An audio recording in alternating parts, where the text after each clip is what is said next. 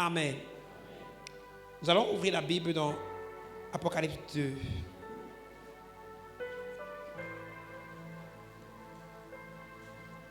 « 12 à 17.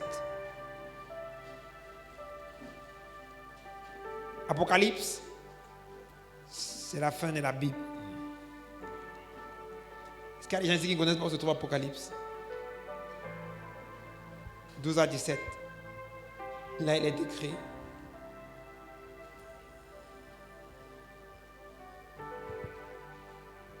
Apocalypse 2, 12 à 17. 1, 2, 3, on y va. Non, attendez, vous êtes encore plus rapide que moi. Gloire à Dieu. 1, 2, 3, on y va. Écrit à l'ange de l'église de Pergame. Voici ce que dit celui qui a l'épée aiguë à deux tranchants. Je sais où tu demeures. Je sais que là est le crâne de Satan. Tu retiens mon nom et tu n'as pas régné ma foi, même au jour d'Antipas, mon témoin fidèle, qui a été mis à mort chez vous, là où Satan a sa demeure. Mais j'ai quelque chose contre toi, c'est que tu as là des gens attachés à la doctrine de Balaam, qui enseignaient à Balak à mettre une pierre d'achoppement devant les fils d'Israël, pour qu'ils mangeassent des viandes sacrifiées aux idoles et qu'ils se livrassent à l'impudicité. De même, toi aussi, tu as des gens attachés pareillement à la doctrine des Nicolaïtes. Répands-toi donc, sinon je viendrai à toi bientôt et je les combattrai avec l'épée de ma bouche. Que celui qui a des oreilles entende ce que l'Esprit dit aux églises. À celui qui vaincra, je donnerai de la manne cachée et je lui donnerai un caillou blanc.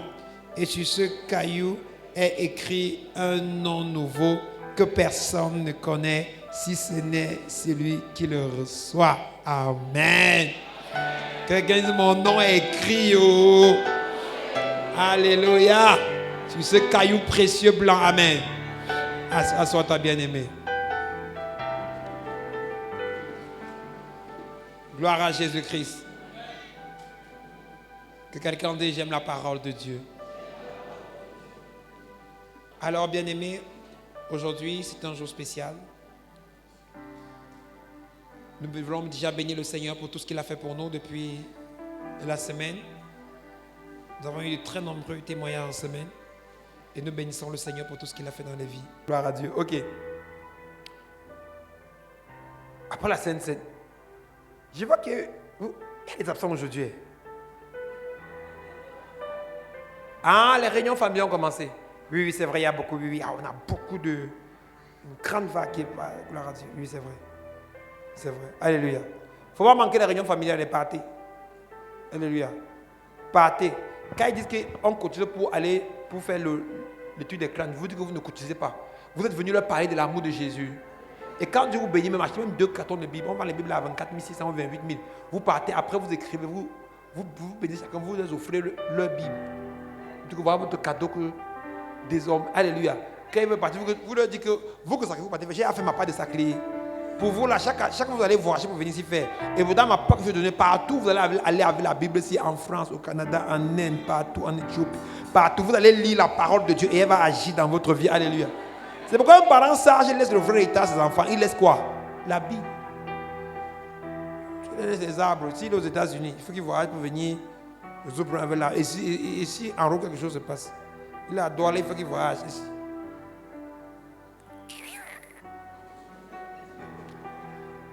Ok. Gloire à Dieu. Bon. Aujourd'hui, notre thème c'est attention aux fausses églises.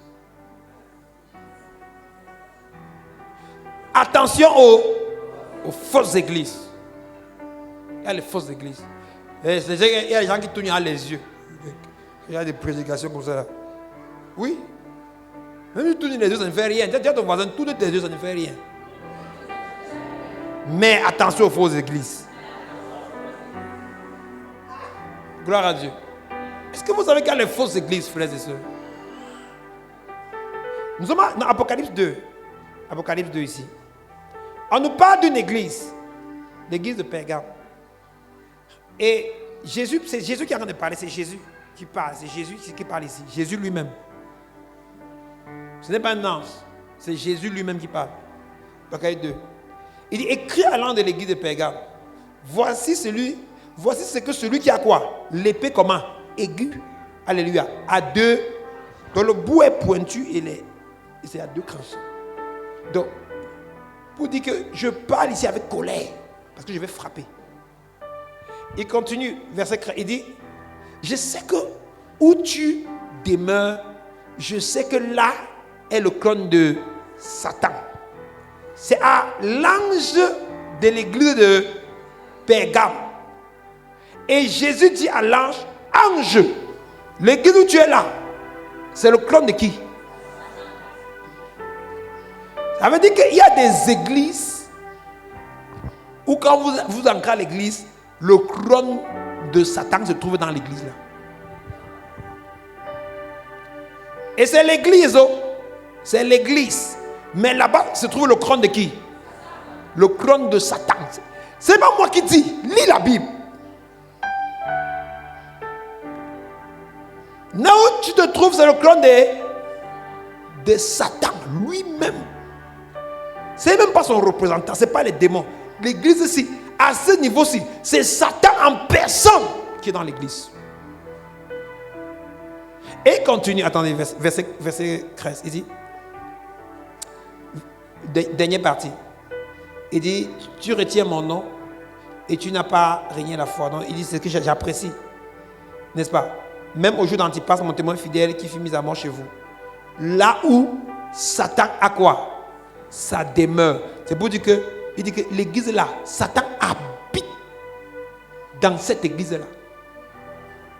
Et aujourd'hui, frères et sœurs, de nombreuses églises sont le clone de Satan.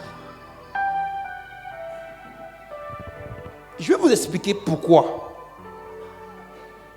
Il y a un général italien qui a développé ce qu'on appelait la théorie de la 5e colonne. Il était en guerre contre notre État et ces éléments lui ont demandé comment va-t-il attaquer. Il a dit qu'il va attaquer à partir de la 5e colonne. Quelle est cette 5e colonne?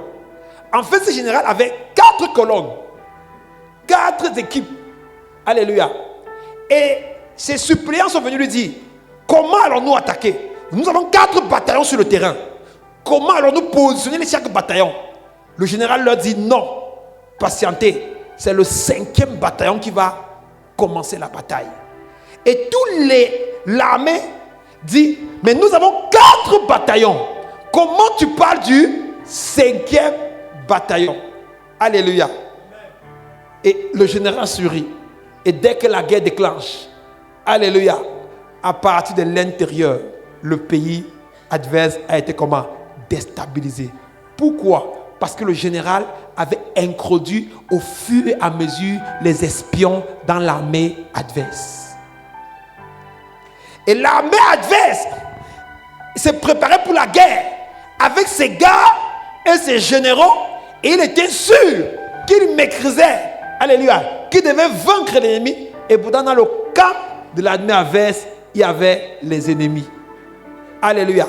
Et au moment de déclencher la bataille, alléluia, pendant que les 4 côtés à l'extérieur, ceux de l'intérieur ont déclenché et ont abattu les éléments, et ceux qui sont venus sont entrés et ont achevé l'équipe. Ils ont achevé l'armée adverse.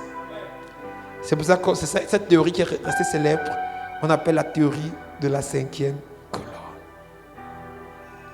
Écoutez-moi, chers amis. Écoutez-moi, peuple de Dieu. Écoutez-moi, chers vainqueurs. La 5e colonne, c'est la stratégie qui permet à Satan d'infiltrer l'église et de détruire l'église par l'intérieur. Et c'est pourquoi Jésus dit ici que où tu es se trouve le crâne de qui? De Satan. Parce que là-bas, c'est l'église de Jésus-Christ. Mais à l'intérieur de qui? De l'église, il y a quoi? Il y a l'armée adverse. C'est-à-dire les éléments de qui? De Satan. Et beaucoup de satanistes infiltrent les églises aujourd'hui. Et à partir de l'intérieur, ils font comment? Ils détruisent les églises. Amen. Alléluia.